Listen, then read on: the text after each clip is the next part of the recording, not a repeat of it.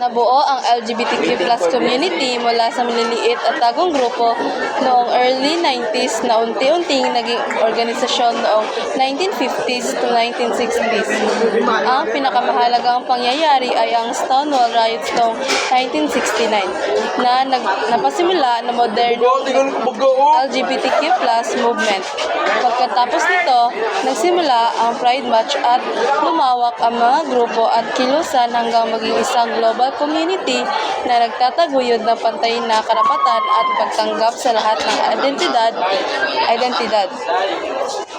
Lumago ang LGBTQ+ community dahil sa pagbuo ng mga support groups noong 1950s hanggang 1960s, pagsiklab ng Stonewall Riots noong 1969, at pagdaraos ng Pride March na naging global movement.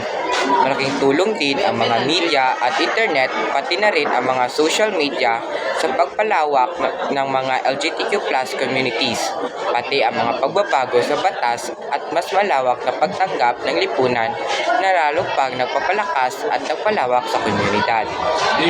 Ang LGBTQ+ community ay isang pamayanang binuo ng mga taong may iba't ibang gender identity at sexual orientation. Layunin nitong magbigay ng pagtanggap, suporta at pantay na karapatan habang itinataguyod ang respeto at pag-unawa sa lahat ng tao. Sino nga ba ang kauna-unahang transgender sa buong mundo? Ang kauna-unahang kilalang transgender woman sa mundo na sumailalim sa gender-affirming surgery ay si Lili Elbe ng Denmark. Sino si Lili Elbe? Siya ay pinanganak bilang inner Wegener noong 1882 sa siyang pintor at asawa ng artist na si Gerda Wegener noong 1930. Siya ang unang taong naitala sa kasaysayan na sumailalim sa serye ng gender-affirming surgeries or sex reassignment surgeries. Naging simbolo siya sa lakas ng loob at pagkilala sa gender identity sa maagang bahagi ng 1990s. Bakit siya itinuring na una? Dahil siya ang unang documented case ng ganitong uri ng operasyon na nakilala sa buong mundo at legal na kilala ang kanyang pagbagong identidad sa Denmark. Sa madaling salita, ang kauna-unahang kilalang transgender woman sa mundo ay si Lili Elbe, ang unang taong sumailalim sa gender-affirming surgery noong 1930. In the LGBTQ+ community, the purple color is the most commonly connected to the rainbow pride flag, and it carries an important meaning. What does the purple color represent? In the original 1978 pride flag created by Gilbert Baker, purple or violet stands for spirit. Meaning of purple in the LGBTQ+ community, it symbolizes inner strength and spiritually. It represents the courage to live authentically, shows the unity of the community, and it reflects individual dignity and the value of every person. Why purple?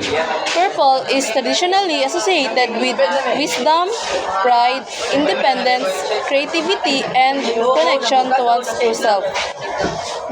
That's why it appears in the pride flag, to honor the spirit and identify the LGBTQ+ individuals. Ngayon, tatalakayin natin ang mga kalagayan ng mga LGBTQ+ community sa iba't ibang panahon. Noong pre-colonial, malaya at mataas ang respeto sa mga LGBTQ+ community, lalo na sa mga babaylan na may mahalagang tungkulin sa lipunan. Noong panahon naman ng Kastila, naging masama ang tingin sa pagiging bakla dahil sa Kristyanismo. Nagsimula ang matinding diskriminasyon noong panahon ng Kastila. Sa panahon naman ng mga Amerikano, mas moderno ang lipunan pero tinuturing pa rin ang homosexualidad bilang immoral o sakit. May diskriminasyon pa rin nagaganap.